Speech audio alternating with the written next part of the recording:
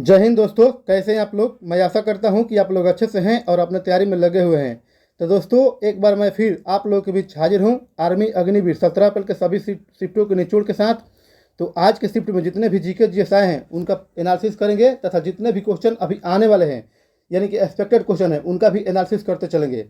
तो दोस्तों, यदि आपने एग्जाम दे दिया है तो ठीक है, अगर नहीं दिए हैं तो ये वीडियो आपके लिए बहुत ज़्यादा हेल्पफुल होने वाला है। तो वीडियो को बिल्कुल स्किप मत कीजिएगा। यदि आप हमारे चैनल पर पहली बार आए हैं तो हमारे चैनल को सब्सक्राइब कर लीजिए तथा बेल आइकन प्रेस कर लीजिए, क्योंकि इस तरह का वीडियो इसी चैनल पर रोज आपको मिलता रहेगा।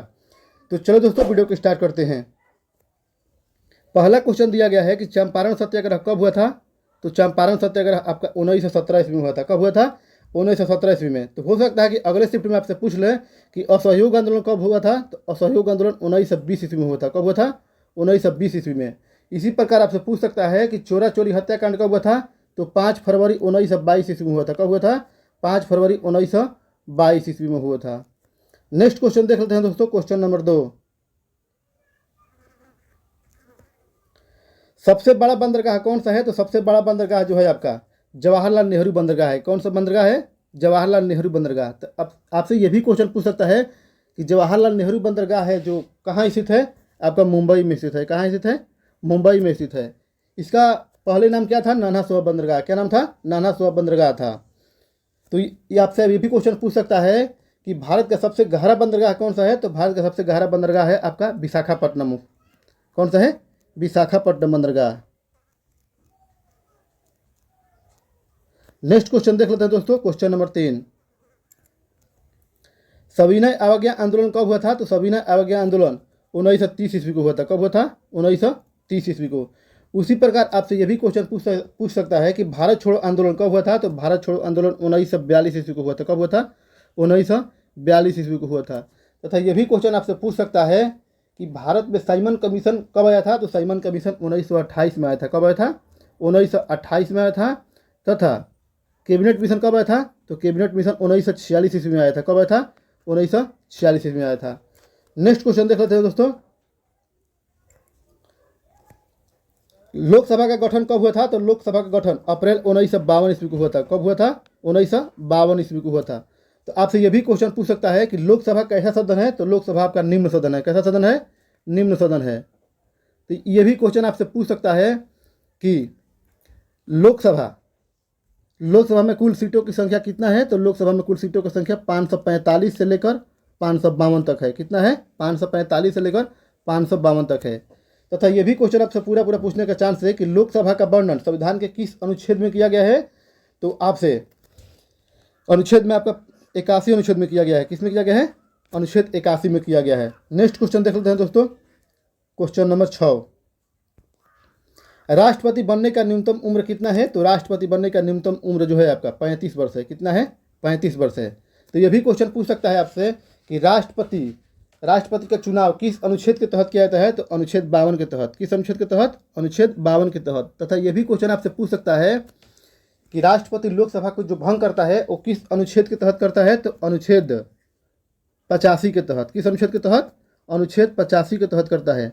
यह भी क्वेश्चन आपसे पूछ सकता है कि महाभियोग जो लगाया जाता है राष्ट्रपति पे किस अनुच्छेद के तहत लगाया जाता है। तो अनुच्छेद 61 के तहत। किसके तहत? 61 के तहत। तथा क्षमादान की शक्ति जो राष्ट्रपति के पास है किस अनुच्छेद के तहत है। तो अनुच्छेद 72 के तहत है। तो हम जितना एक्स्ट्रा फैक्ट आपको बता रहे हैं ये क्वेश्चन जरूर आपके शिफ्ट में पूछे जाएंगे। तो इन सभी फैक्टों को आप याद कर लीजिएगा। नेक्स्ट क्वेश्चन देखते हैं दोस्तों, क्वेश्चन नंबर 7। भारत के मुख्य न्यायाधीश की नियुक्ति कौन करता है। तो भारत के मुख्य न्यायाधीश की नियुक्ति राष्ट्रपति करता है। कौन करता है? राष्ट्रपति करता है। तो आपसे यह भी क्वेश्चन पूछ सकता है कि प्रधानमंत्री की नियुक्ति कौन करता है। तो प्रधानमंत्री यानी कि पीएम का भी नियुक्ति कौन करता है? आपका राष्ट्रपति करता है। कौन करता है? राष्ट्रपति करता है। तथा राज्यपाल का भी नियुक्ति कौन करता है। तो राज्यपाल का भी नियुक्ति आपके राष्ट्रपति ही करते हैं। नेक्स्ट क्वेश्चन देख लेते हैं दोस्तों, क्वेश्चन नंबर 8। दीपक हुड्डा का संबंध किस खेल से है। तो दीपक हुड्डा का संबंध आपके क्रिकेट से है। किससे है? क्रिकेट से है। उसी प्रकार आपसे पूछ सकता है कि लियोन मेसी का संबंध किस खेल से है। तो आपके फुटबॉल से है। किससे है? फुटबॉल से है। उसी प्रकार आपसे पूछ सकता है कि एमसी मैरी कॉम का संबंध किससे है। तो MC मैरी कॉम का संबंध मुक्केबाजी से है। किससे है? मुक्केबाजी से है, मुक्केबाजी से है। नेक्स्ट क्वेश्चन देख लेते हैं दोस्तों, क्वेश्चन नंबर 9। यमुना किसकी सहायक नदी है? तो यमुना आपकी गंगा की सहायक नदी है। किसकी है? गंगा की सहायक नदी है। आपसे यह भी क्वेश्चन पूछ सकता है कि भारत की सबसे लंबी नदी कौन सी है? तो भारत की सबसे लंबी नदी आपकी गंगा है तथा इसकी लंबाई की बात करें तो लंबाई 2525 किलोमीटर है। कितनी है? 2525 किलोमीटर। आपसे यह भी क्वेश्चन पूछ सकता है कि ब्रह्मपुत्र नदी की लंबाई कितनी है? तो ब्रह्मपुत्र नदी की लंबाई आपका 2900 किलोमीटर है। कितना है? 2900 किलोमीटर है। नेक्स्ट क्वेश्चन देख लेते हैं दोस्तों, क्वेश्चन नंबर 10। गदर पार्टी की स्थापना कब हुआ था? तो गदर पार्टी का स्थापना 1913 ईस्वी में हुआ था। कब हुआ था? 1913 ईस्वी में। तो आपसे यह भी क्वेश्चन पूछ सकता है कि गदर पार्टी का स्थापना किसने किया था? तो गदर पार्टी का स्थापना लाला हरदयाल ने किया था। किसने किया था? लाला हरदयाल ने। तो यह भी क्वेश्चन पूछने का पूरा चांस है कि गदर पार्टी का स्थापना कहाँ हुआ था? तो गदर पार्टी का स्थापना सैन फ्रांसिस्को यानी कि अमेरिका में हुआ था। कहाँ हुआ था? अमेरिका में हुआ था। नेक्स्ट क्वेश्चन देख लेते हैं दोस्तों, क्वेश्चन नंबर 11। किस धातु को चाकू से काटा जा सकता है?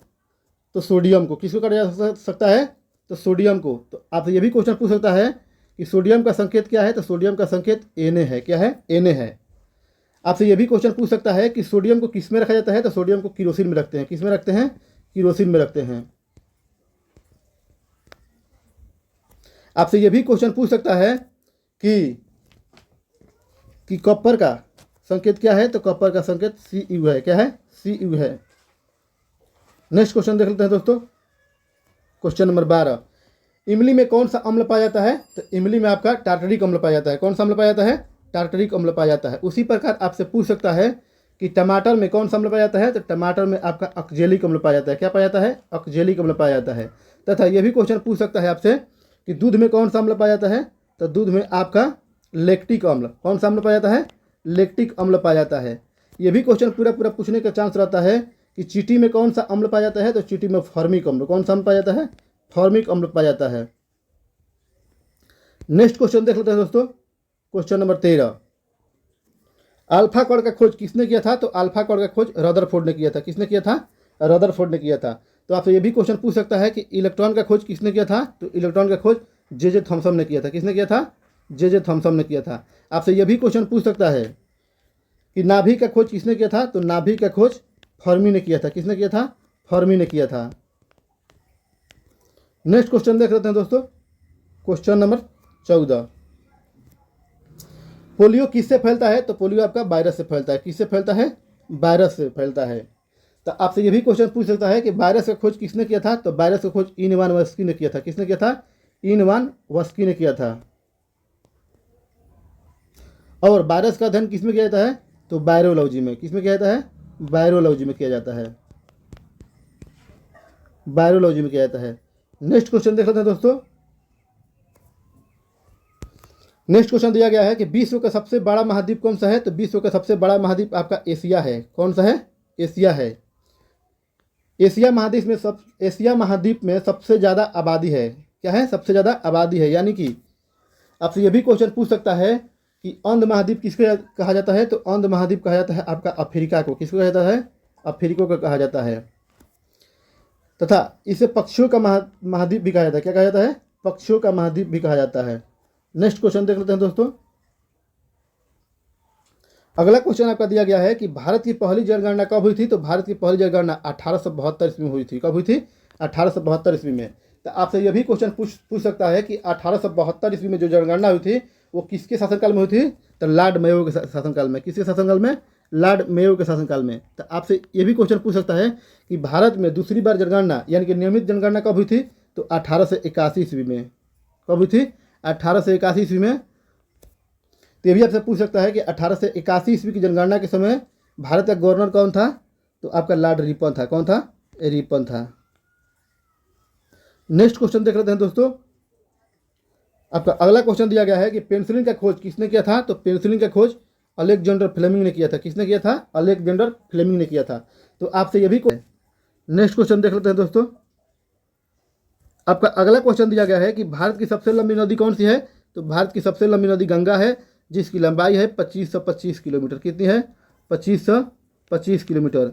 आपसे ये भी क्वेश्चन पूछ सकता है कि विश्व की सबसे लंबी नदी कौन सी है, तो विश्व की सबसे लंबी नदी आपकी नील है। कौन सी है? नील है,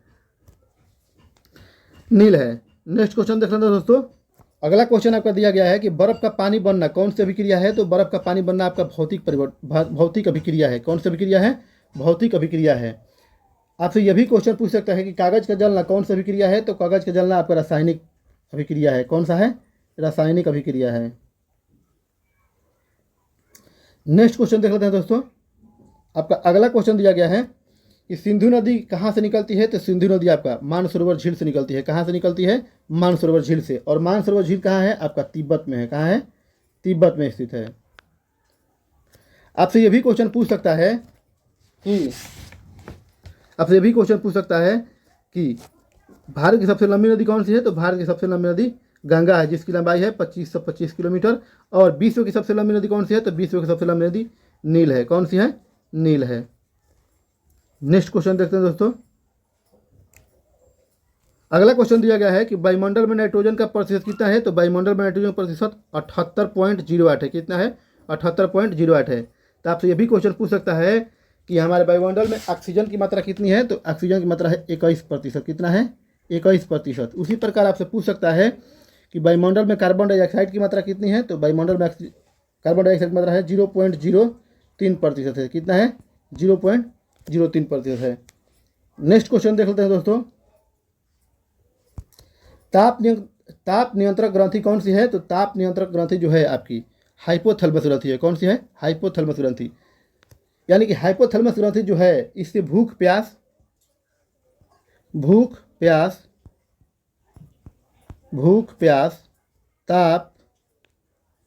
ताप सभी का नियंत्रण करती है। जो हाइपोथैलेमस ग्रंथि है वो भूख, प्यास, ताप सभी का नियंत्रण करती है। नेक्स्ट क्वेश्चन देख लेते हैं दोस्तों। अगला क्वेश्चन दिया गया है कि पित्त का निर्माण कहाँ होता है, तो पित्त का निर्माण आपका यकृत में होता है। कहाँ होता है? यकृत में, यानी कि लीवर में होता है। तो आपसे ये भी क्वेश्चन पूछ सकता है कि पित्त जमा कहाँ होता है, तो पित्त आपके पित्ताशय में जमा होता है। कहाँ होता है? पित्ताशय में जमा होता है, जिसे हम बाइल जूस भी कहते हैं। क्या कहते हैं? Bile juice.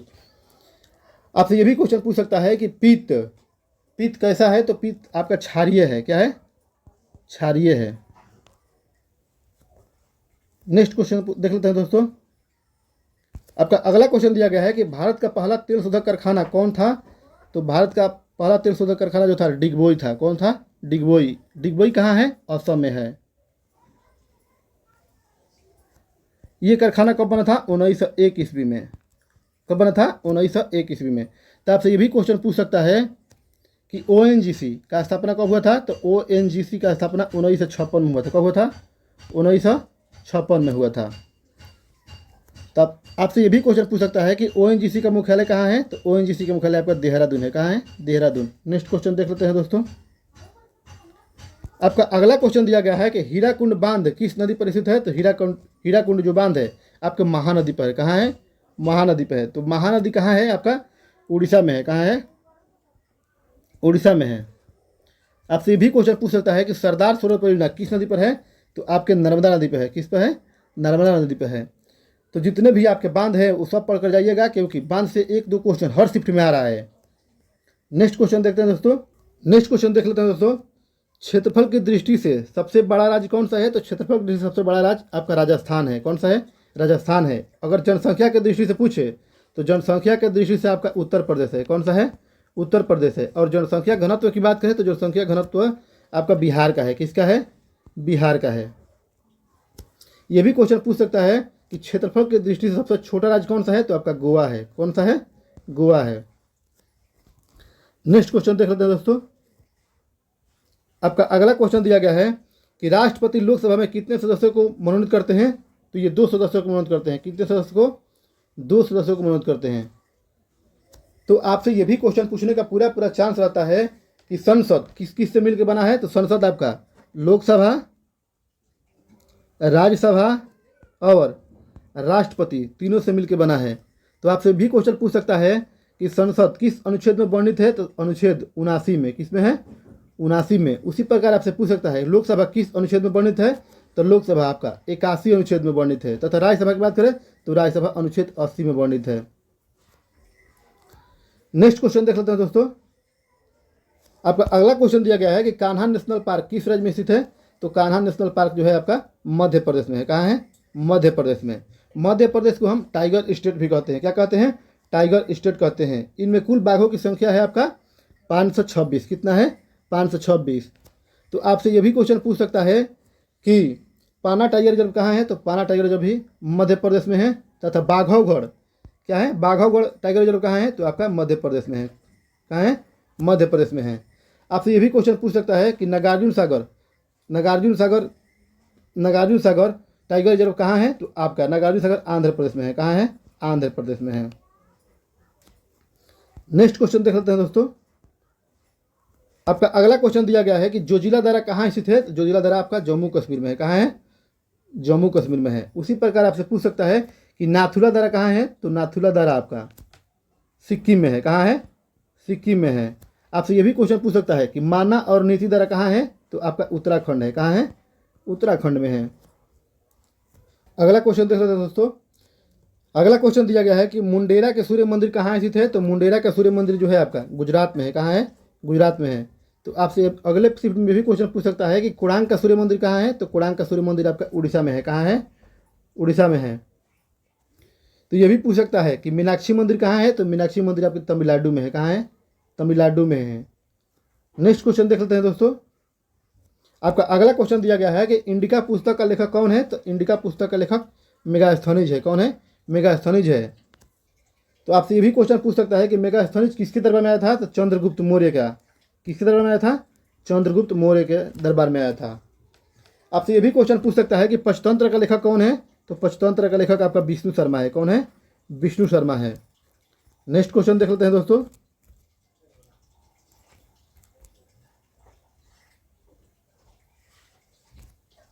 अगला क्वेश्चन दिया गया है कि भारत के प्रथम उपराष्ट्रपति कौन थे। तो भारत के प्रथम उपराष्ट्रपति डॉक्टर सर्वपल्ली राधाकृष्णन थे। कौन थे? डॉक्टर सर्वपल्ली राधाकृष्णन थे। तो ये भी क्वेश्चन आपसे पूछ सकता है कि भारत के प्रथम राष्ट्रपति कौन थे। तो राजेंद्र प्रसाद थे। कौन थे? राजेंद्र प्रसाद थे। तथा प्रधानमंत्री की बात करें तो प्रधानमंत्री थे जवाहरलाल नेहरू। कौन थे? जवाहरलाल नेहरू थे। नेक्स्ट क्वेश्चन देख लेते हैं दोस्तों। आपका अगला क्वेश्चन दिया गया है कि भारत का राष्ट्रीय खेल कौन सा है। तो भारत का राष्ट्रीय खेल हॉकी है। कौन सा है? हॉकी है।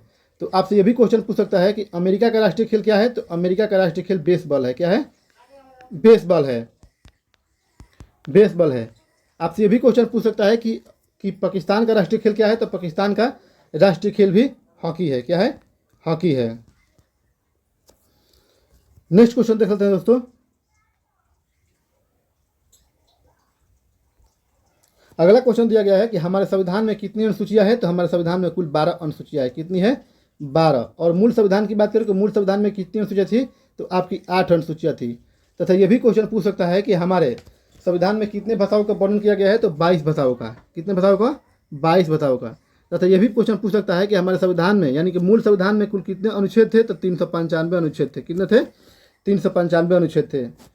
तो दोस्तों मैं आशा करता हूँ कि ये सेशन आपको पसंद आ रहा होगा। तो सेशन पसंद आए तो वीडियो को लाइक कीजिए तथा हमसे जुड़े रहने के लिए हमारे चैनल को सब्सक्राइब कीजिए तथा बेल आइकन प्रेस कीजिए, क्योंकि इस तरह के वीडियो हम रोज अपलोड करते हैं। तो वीडियो में बने रहने के लिए धन्यवाद।